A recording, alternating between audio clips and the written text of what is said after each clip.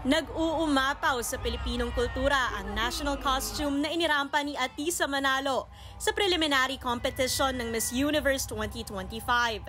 Dinisenyo ni Mac Tumang ang traje de mestiza na Maria Clara inspired. At ang isa sa pinakatumatak, ang malapiestang sayang inspirasyon ang Giant Lantern Festival ng Pampanga, pahiyas ng Lukban at panagbangan ng Baguio. Poised and confident naman si Atisa nang rumampa suot ang two-piece na blue swimsuit. Ang tawag daw sa kanyang pasarela, Pitik Walk.